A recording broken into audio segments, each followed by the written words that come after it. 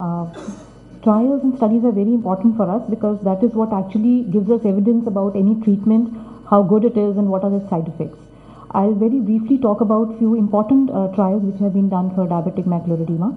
One of the earliest ones in 1985 was ETDRS, which studied the effect of laser, focal laser and scatter laser on diabetic macular edema, and they found that the rate of visual loss after in the lasered eyes was significantly less as compared to observed eyes.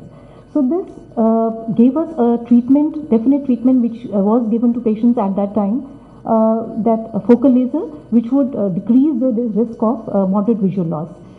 So for 25 years, this was the only treatment which we could offer to patients.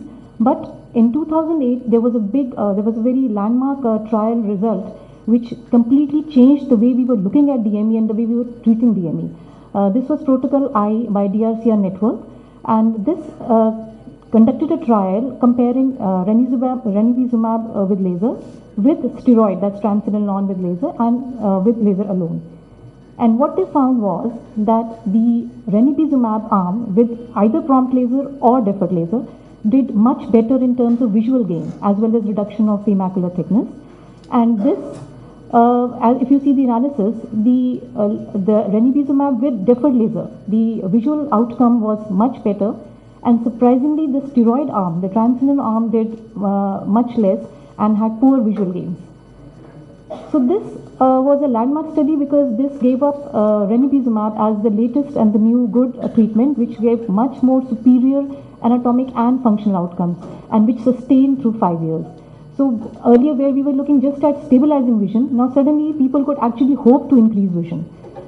Surprisingly, laser had an edge over the steroid arm, but this was found to be due to the higher incidence of cataract in the steroid arm, because in pseudophakic patients, the steroid group had similar effects to that of Ranibizumab. Now, Ranibizumab was the new wonder boy, so a lot of studies, in fact, all the R's that you can think of, read, rise, ride, resolve, restore, all the R studies were done for Ranibizumab, and all of them have consistently showed that the visual gain, the number of letters gained, is good and much better than any other treatment. So these trials have firmly placed Ranibizumab as the leader of treatment therapy right now, with in terms of reducing macular thickness as well as providing much better visual gains in terms of letter gain without any significant side effects. Avastin or Bevacizumab, this also is giving good results, but it being off-label has not been studied in many trials. Bolt being one of the major ones, they also compared this with laser and found good visual gains and sufficiently safe. Now this is a new molecule that is coming up, VEGF-TRAP-I or Eylea or Aflibercept.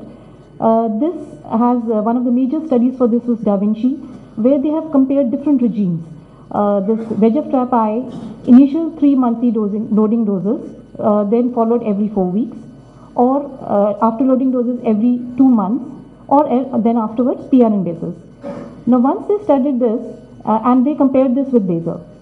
Similarly, two other trials, Vivid and Vista, they are phase 3 trials. They have also similarly compared VEGF-TRAP-I, initial monthly doses followed by either monthly dose or after 8 weeks. So all of them have shown that this Aflibercept is giving very good functional as well as anatomic, like good visual gain as well as reduction in thickness during the 2 years follow-up. And what is very encouraging is that this is sustaining even after you're giving just injections every 2 months. So that gives a very good news for patients and hope that they will not have to bear the burden of every monthly injection, and maybe with this we will be able to reduce it to every 2 months. Now a very interesting study which it's coming up, the Protocol T by DRCR network. This has compared head-to-head this Eylea with Lucentis with Avastin, and the preliminary reports has just come out 3 months back, in which they have found that the rate of adverse cardiovascular effects especially is much lower in the Eylea group, the Aflibercept group, and surprisingly Ranibizumab group has the highest rate. The vision also, visual-wise also, they have found that Eylea is giving much better visual outcomes compared to the other two groups, and also the rate of the laser was much less in this group.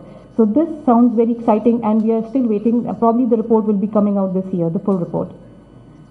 As for the role of steroids in DME, dexamethasone implants, commonly we call by Ozurdex, in Champlain study they found that yes, it did show a significant visual gain as compared to sham injections, but Placid trial did not find any significant difference between a sham injection or laser along with steroids.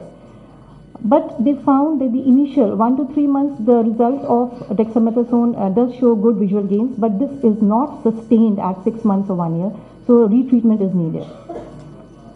Fluocinolone, another steroid, this is an insert slow release which releases slowly over 2 to 3 years. This has been studied in FAME study, and it showed good visual gains. But there was, if you see, there was a very high incidence of cataract surgery, 80 to 87%, which was very unacceptable. So they found that this insert is very beneficial for visual gain only in pseudophakic patients. Role of vitrectomy, well, this has been very controversial. A lot of trials, some have shown that yes, it does benefit. Some say no, there's no benefit of doing vitrectomy for diffuse edema or refractory edema. Protocol D was a very definitive study in this term. They did vitrectomy with ERM peeling in 61% cases, ILM peeling in 54%, or laser in 40%, or injection of steroid at end of vitrectomy in 64%. Now what they found, very definitive data, that factors which were associated with the reduction of fluid on OCT, the most important was ILM peeling as well as the vitreomacular surface abnormalities. But this did not necessarily translate into visual improvement. The visual improvement was mainly affected by the worse pre-op vision as well as ERM peeling. So this gives us criteria to select patients which will actually benefit with vitrectomy before we make them go through it. Just a brief word about lipid-lowering agents. I think many of us are already using this as a support therapy for our diabetic patients. Large studies like Field, CARDS, ACCORD, they have found that patients on lipid-lowering agents like atorvastatin or fenofibrate or simvastatin, they showed a lesser rate of need of lasers for DME or DR. Also, there was a reduction in exudation. So this definitely makes a basis for us to start our patients on these lipid-lowering agents. Now, a brief quick summing up of all these treatment guidelines that we have got through these studies, but with a little Bollywood twist just to increase the recall value. So the current gold standard is Ranibizumab, Lucentis, the numero uno, I think well represented by Salman. But no less effective, equally good is Avastin, though it is off-label and outsider, not as bad. Laser, yes, it was the king for long, but still not outdated, still very important. In fact, all the trials are conducted in its comparison. So I think the best person to describe that is Amitabh. Steroids, yes, they do give the desired results, but at times effects which are not wanted. I could only think of one person fitting this description. Vitrectomy, yes, indicated, but only in very few selected specific cases. And now, VEGF trap eye, the new jewel in the crown, which could and has the potential to be the #1 in future. And who do you think suits this description? It's Ranbir Kapoor. Okay, thank you.